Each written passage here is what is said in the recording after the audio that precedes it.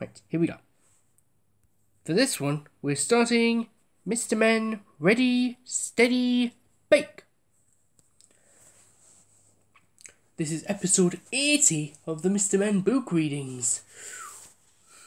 Isn't it brilliant? Let's go and start the story, shall we? It was the big event of the year, the Summer Fete baking competition. And this year, Mr. Clever was in charge. And one of Mr. Clever's jobs was to choose the competition judges. But who should they be?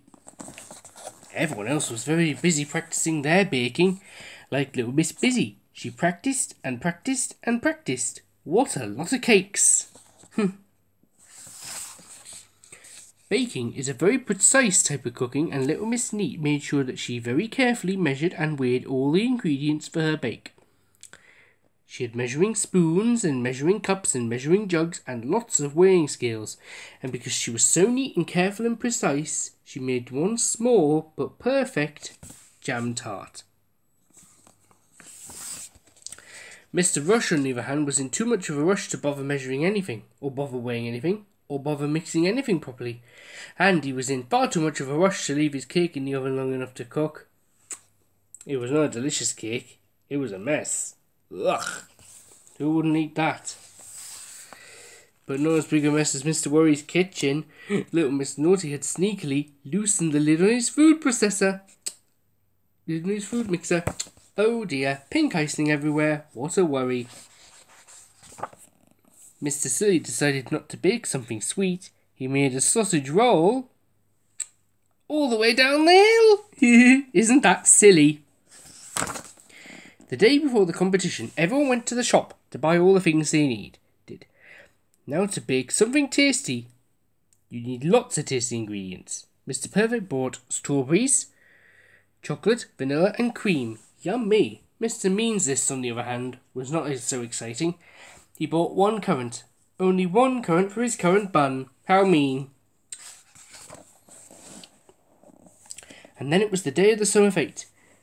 In the baking tent, everyone waited nervously behind their cooking stations. Ready, steady, bake! Cried Mr. Clever. And then they were off, mixing and beating and rolling and blending and kneading as quickly as they could. Mr. Silly's using a hammer. They only had 2 hours to finish their entries. Poor Mr. Slow. It took him 1 hour to break an egg. He always is slow, after all. Mr. Impossible really wanted to impress the judges. He baked an upside-down cake. Upside down! I'm not sure Mr. Forgetful is going to win any prizes this year. He forgot to turn his oven on. His cake was very runny. Ugh, who would eat that?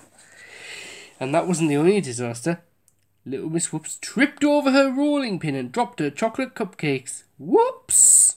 And Mr. Wrong put too much baking powder in his cake mix. There will be no prizes for Mr. Muddle's entry either. He was trying to bake a loaf of bread, but muddled up flour and flowers. That's silly, isn't it? Little Miss Naughty made a custard pie, and can you guess what she did with it? That's right. Splat! Wasn't that funny? Mr. Skinny baked one tiny biscuit, just the right size for his tiny appetite. And little Miss Splendid made a splendid cake. It was so big Mr. Strong had to help her carry it up to the judging table. What a show-off. He's very strong, isn't he, Mr. Strong? What a lot of entries were there to judge. Cakes and muffins and tarts and biscuits and bread and pies and pastries. And look, a pair of shoes. Mr. Clever had chosen 2 judges who know an awful lot about food. Everyone left the tent while the judges considered the entries and decided who had won a prize. But when they were called back in for the prize giving, the table of entries was bare. Not a cake or a biscuit or a pie was left. It had all disappeared. Every crumb, every morsel, every scrap. Have you guessed who Mr. Clever had chosen to judge? That's right. Mr. Greedy. and Little Miss Greedy. And all the food had disappeared into their tummies. And what very big tummies they were. Well, that's right. Well, they are greedy after all. Mr. Greedy and Little Miss Greedy had gobbled up the food so fast that they had no idea who had baked what. Who had baked what. Except for Little Miss Naughty's custard pie. Mr. Clever knew exactly what had happened to that. So did we. All they could do was award first prize to everybody. See? Which was an unexpected surprise for Mr. Forgetful. See, it's much better when everybody wins something, isn't it? You know, maybe Mr. Clever is not quite as clever as he thinks he is. Choosing Mr. Greedy and Little Miss Greedy to be judges is what you might call a recipe for disaster. And I think it is.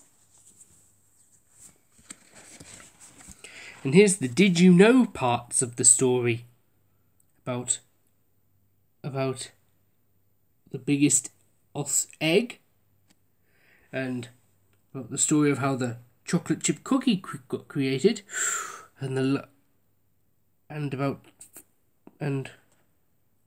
Joey Chestnut, the world record hot dog eater, and the world's largest cake. There.